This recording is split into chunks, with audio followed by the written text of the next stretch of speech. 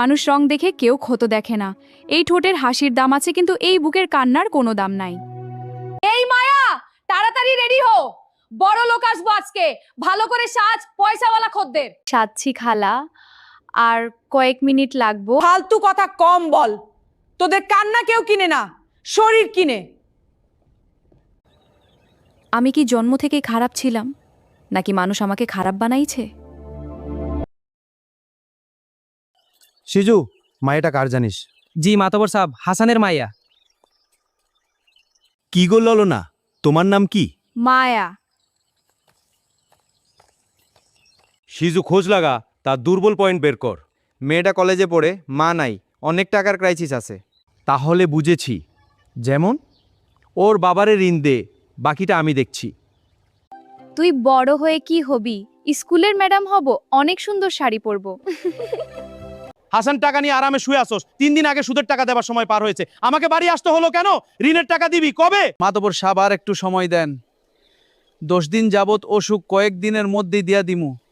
সময় নাই, টাকা দিতে পারো না। পারলে মায়েরারে শহরে কাজ দিয়া দে, আমার পরিচিত লোক আছে, অনেক ভালো বেতন দিব। মাতবর সাহেব, পড়াশোনা করতে পারবো? হাফ বেলা ডিউটি, পড়াশোনা করতে কোনো সমস্যা হইব না। বিদেশি কোম্পানি, কাজ ভালো দেখাইতে পারলে সোজা বিদেশ নিয়ে যাইব। আমি তাহলে বুঝা দেখি। কোনো বোঝা বুঝি নাই, কালি পাঠাই দেও। আর তোর মাইয়া বেতন পাঠাইলে পরে আমার টাকা ফেরত দিস। আচ্ছা ঠিক আছে। শোন সিজু, সই সালামতে পৌঁছে দিবি, ওর যেন অসম্মান না হয়। পৌঁছানোর পর আমাকে ফোন দিয়ে জানাবি। হ্যাঁ ঠিক আছে। গ্রামের খাসামাল এক্কেবারে আনকোরা, সব ঠিক রাখো, আমি প্রথম স্বাদ নিতে চাই। খালামা তো বোর কইছে তার জন্য। কথা হয়েছে, তোমার বকশিস নিয়ে যাও।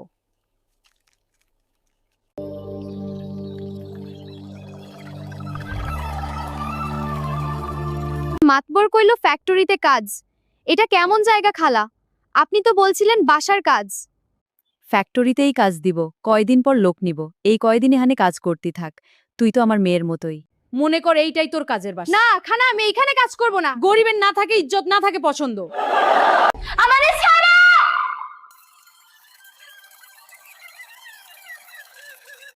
আপনারা কে? আমাকে কেন ধরছে? আমারে ছাড়েন!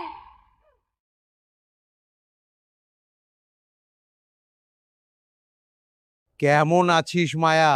আপনারা দিনের বেলা থুথু মারেন, রাতে আসেন সুখ নিতে। তাহলে বলেন আমরা কেমন আছি? চুপ কর মায়া, বেশি কথা বলিস না, এলাকায় গিয়ে এসব যেন বলিস না। আপনারাই তো আমাকে এই রাস্তায় নামাইছেন। সমাজে সম্মান আছে আমার।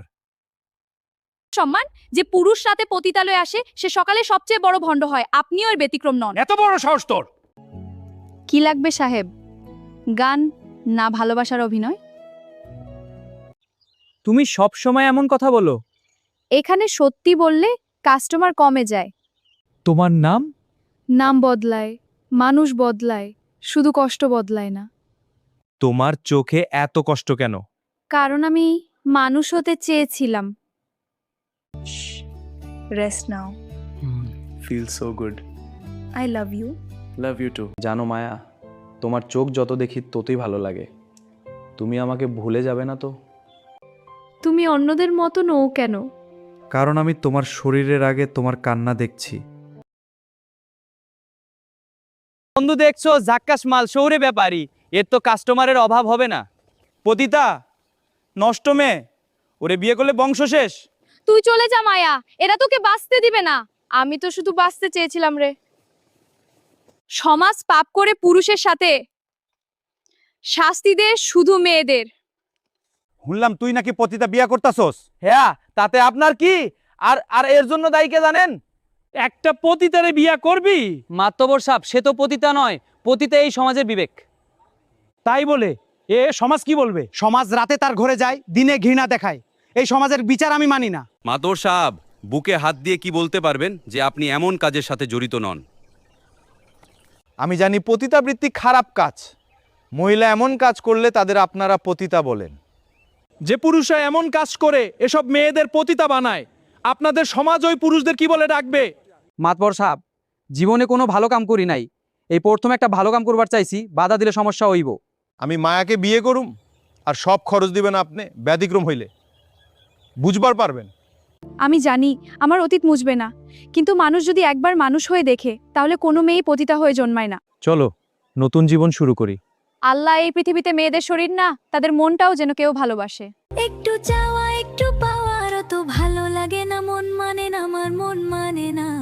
এতদিন চেয়েছি যাকে, আজ আমি পেয়েছি তাকে। এতদিন চেয়েছি যাকে, আজ আমি পেয়েছি তাকে। ভিডিওটি দেখার জন্য ধন্যবাদ।